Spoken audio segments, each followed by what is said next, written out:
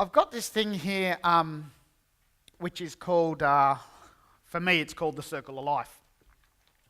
And if we were smart about what we were doing, and this is what I'm pushing towards with governments and councils, I would simply say that whether this be a large development site or whether it be houses next to each other, my vision, and it's coming close, is that I go off and I build 2 lots of rooming houses on this property. And they've got 5 or 6 rooms in each one of them.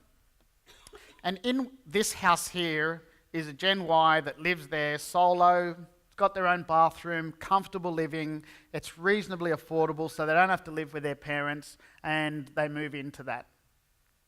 I don't go and build a property which is the 60-30 or equivalent somewhere, and this person now finds a girlfriend and they go up and they either rent or buy this property. Because they're living in this side of it, they can then either put a head lease over the top of it or own the property, and they can put someone else in there and they've got rental getting paid. Their mortgage is now getting paid down so that they can continue to afford to live. Maybe their mortgage gets covered completely. We then have the position where they have a child or they just want more space. So they move into here. They then put someone in here to rent. They've still got rent coming in. They have one child. Well, they kick that person out. Their child goes into there. They have a second child, and then they decide, well, you know what? We probably need something a little bit bigger. So I'll come in here, I'll build something bigger, and I will move my family in here. They have another child in this place. And they occupy rooms. Maybe part of it can be rented to the public. Once they have another child, they then kick that person out and their other child goes in there. They're crazy and they have 4 kids. 4 daughters, let's call it. Really crazy. And then they put in here the same thing. They live in this property and everything's fine. Now there's a point in time where their first child down here, by the time they reach up here, becomes a teenager of 16, 17, 18, 19, then 20, and in that period of range, one of the teenagers will move down and their circle of life starts. Because they've got one person less in here, they either rent out the component of it because it's allowable under the new changes and regulations which will come in the next little time, or on the same property, they downsize again. They then lose another child, they go downsize again, and at this point in time, when all of these children are moving into these separate accommodation, they go and buy themselves a caravan, they live in this part of it, they rent part of this one out, and they get some rent coming in.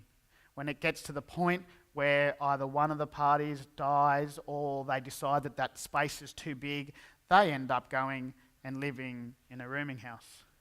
And if we look at this as a circle of life, it's important because you've got up here, you'll have a hopscotch court going. There'll be a basketball ring in the corner over here. There'll be over here some sort of play area and a barbecue in this corner. And this is what we call community. This is what we call the grandparents saying, and these are adopted grandparents because these are different families.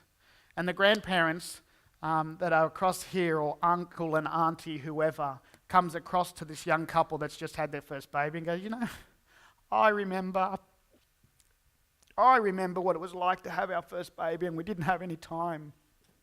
I just want to look after your baby for the night. Why don't you go out and have a date night, because I'm sure you haven't had one in a while. And then this family continues to do things. This is the start of community, which will bring back what Australia once had. We don't play with people in the yards out the front anymore. They don't play on the roads anymore because everyone's worried about their kids getting abducted or something going on with that.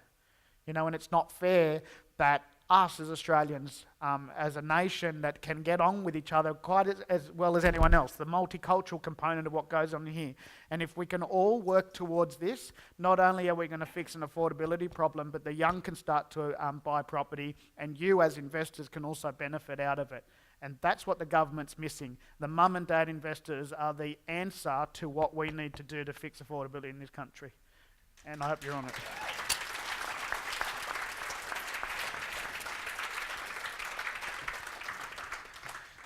There's people already doing it all over the world. This is a Argentinian architect who went off and has built these places, and they build the superstructure on the outside and half the building gets built. And that means that it's affordable for someone to go in there and buy the building because they don't need to pay for the full build. They've only paid for half the build.